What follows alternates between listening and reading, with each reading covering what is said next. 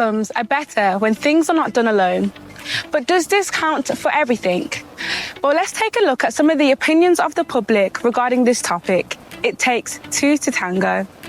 What does "it takes two to tango" mean to you?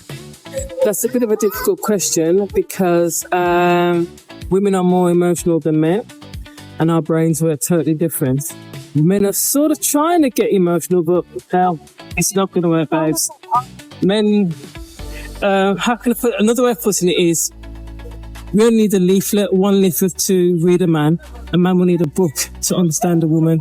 Well, I think the phrase can have multiple meanings, but I think fundamentally, like, a good way to think about it is that every relationship is about compromise and listening to each other, and no one person can do it alone. And I think lots of people in relationships, like, a source of tension is the fact that they feel that maybe their partner isn't listening or isn't putting in the right amount of effort. So I think it's just a phrase that you should probably keep in your mind when you're in a relationship. What do you think? Yeah, I mean, I completely agree with that. You need to both be putting in effort in the relationship. I think a lot of tension is when one person thinks they're adding a lot of energy into a relationship and the other person isn't reciprocating it. It's a source of friction, which, definitely. Yeah. Who should make the first move after an argument? The person who caused the argument. Because they caused the problem. If they cause a problem and then suddenly you're going to your partner, can you help me out? You should have thought of that prior to causing the problem, if you see what I mean. And then he will start going blah, blah, blah, blah. And then after they're said to think, you know what, she was right. So we man up, we say sorry, and vice versa. It's kind of a difficult one because I think everyone would say that it should be the person that's in the wrong should apologize to the other, but most of the time it's not that simple. There's not one person who's in the wrong. So I think if you do feel like I've made a mistake, it's my fault, then you should probably apologize. But I think it's always important to check in on your partner and see, because often it's just down to a misunderstanding. I feel like it's whoever wants to step up first and wants to mend the relationship after you've had an argument, kind of irrespective of who may have caused the issue. Can one person change the dynamic of a relationship? Yes. It takes two to make a relationship, one to break you. It's not that clear cut. I think that one person can definitely influence the other person into changing their dynamic and steering the relationship in the way they want to. However, of course, the other person has to want to that dynamic. And it all depends, again, how emotionally attached you are to a person. If you're a strong-willed person and you give a person one chance and they break it, you're done. You're going to learn from your mistakes. It's definitely, if one person changes their behavior, the dynamic of the relationship automatically will change, even if the other person hasn't done anything, because you and your partner rub off on each other. So maybe the other person will start changing their own behavior, or even if it's one person's putting in more effort or less effort, the dynamic of the relationship will definitely change. Well, there's a few comments from the public, but don't go anywhere because we want to hear from you too. Well, stay tuned as tonight's episode of the Love Talk Show is about to begin. Relationship has to involve another one. If you have friends, you're going to talk and you're going to listen. If you have colleagues, the same will happen. And in our relationship, this is very important. The communication, the attitudes, make time, invest your effort, and many other things that we know that a relationship needs to survive. However, this is not what we have seen nowadays. We have seen couples that they are living under the same roof, but they are separated from each other. They are fighting every day. They don't understand each other anymore. And if we ask for them, how did you end in this stage of your relationship, they do not know how to answer. They do not know why they are so far from each other. And Paloma, this is a reality that we have seen nowadays. people, they are spending a lot of times in their devices or with their other friends, but to their spouse, many they say, I don't have time. Yes, when we talk about relationship, we understand that you two, you need to work together to protect, to build, or to maintain that relationship. And the majority of the times when people get problems in relationships, it's because just one person is there fighting to make that relationship works. And we understand that for a relationship to last long and forever, we need to work in a partnership. We need to work together. That's why the topic of today speaks about it takes two to tango. So it's impossible to dance tango alone. Need someone else to dance with the person. So the same applies to the relationship. It is impossible a relationship works well if just one person is there working to make that relationship to last. So we're going to speak about this topic today in this program. Yes, you're going to agree with us that for you to dance tango, you need to have someone else, right? You cannot dance tango alone. I mean, you can, but it will not be nice. Because when you have someone close to you, for sure it will be better. And let's talk about your relationship now.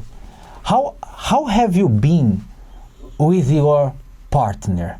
How is your relationship with him? So, are you close to him or to her? Are you dancing tango together, or are you separated? Are you far from each other? When I'm saying dance tango, we're not saying about, Paloma, the physically speaking, right, dancing or laughing, but to stay together, to be present, as we spoke another day. Because there are a couple, as I said, that they are there together, but they're not present.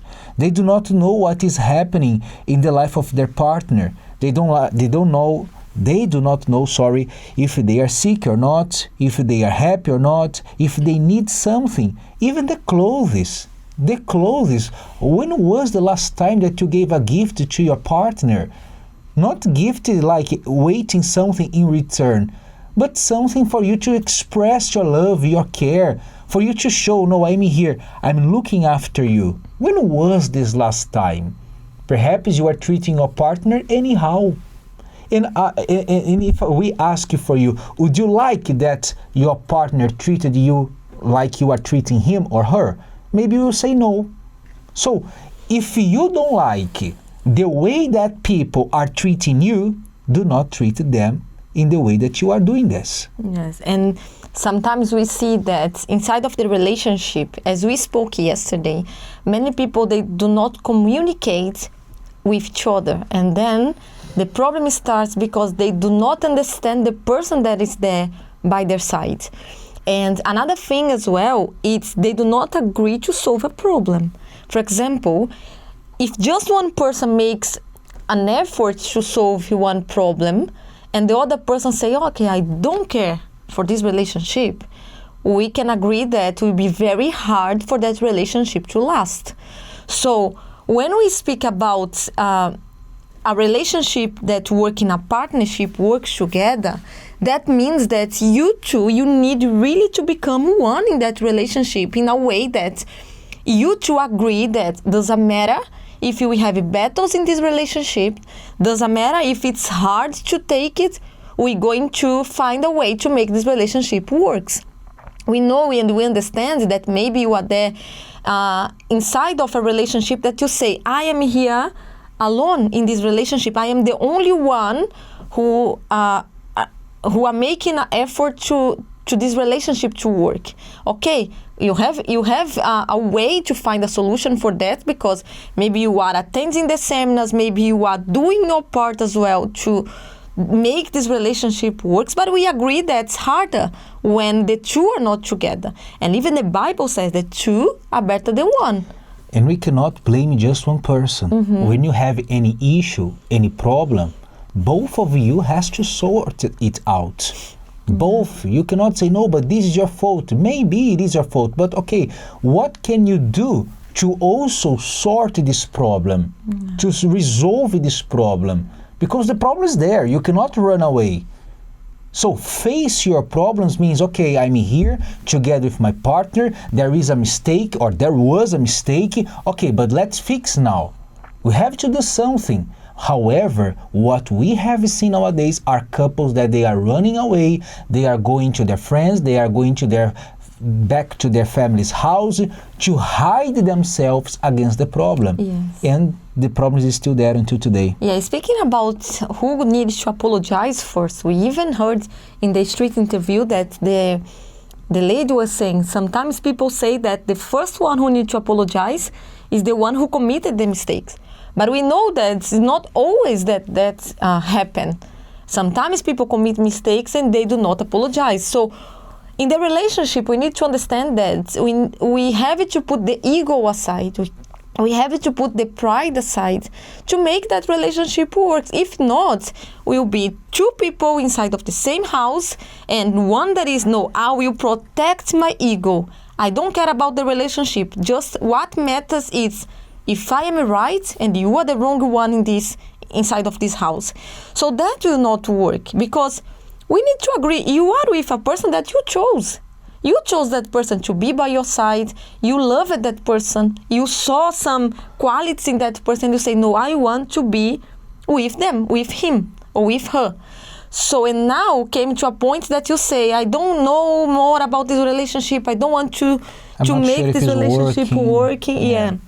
And if you decide, no, I want to fight for my relationship, ego needs to be put aside. This is very important to tell. Yeah.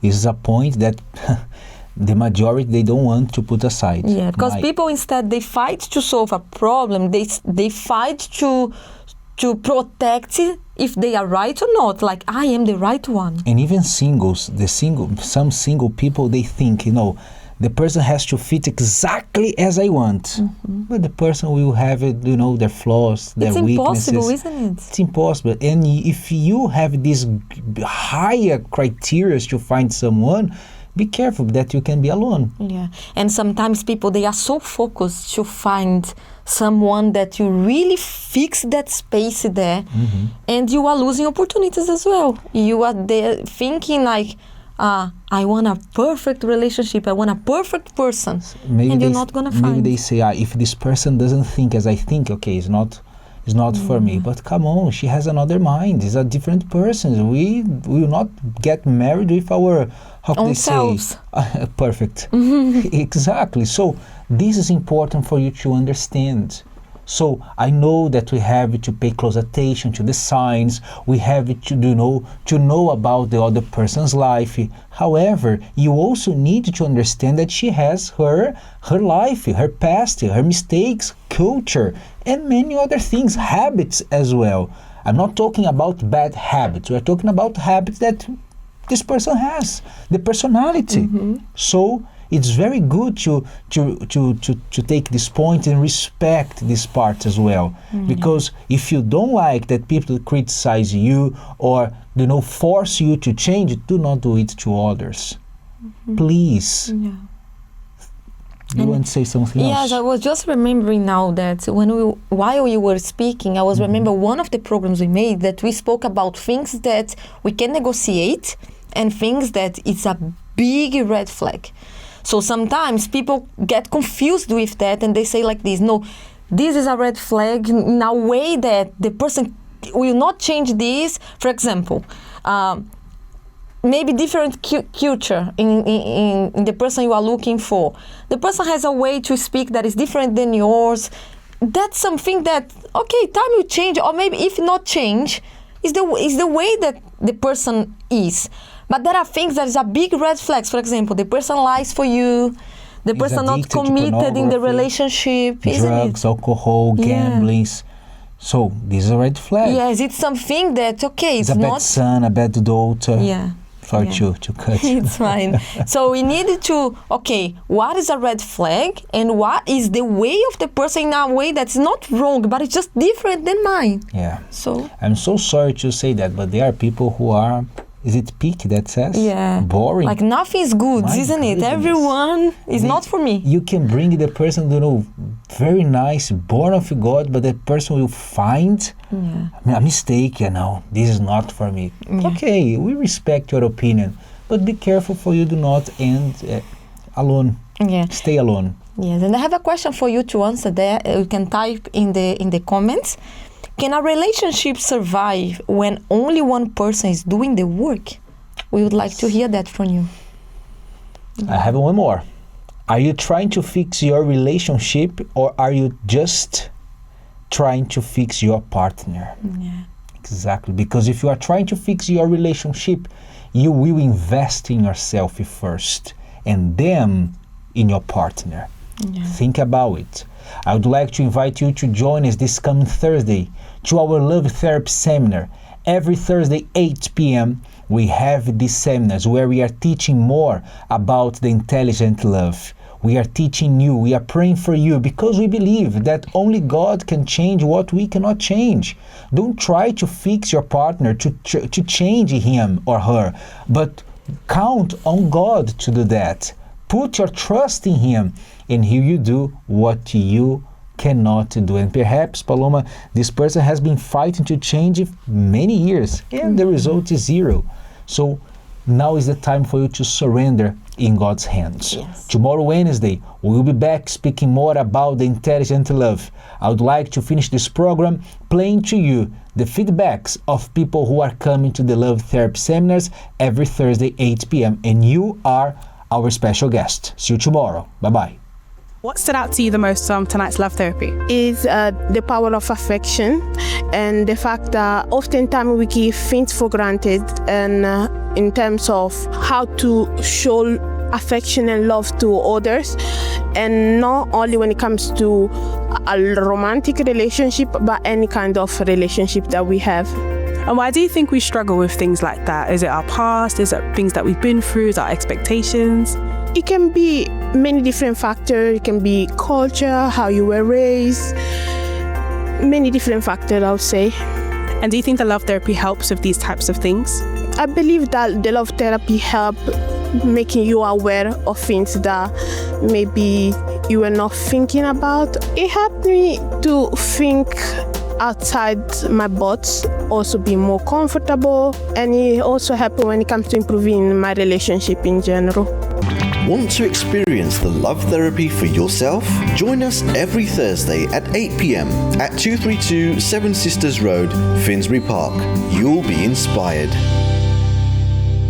How was the Love Therapy tonight for you?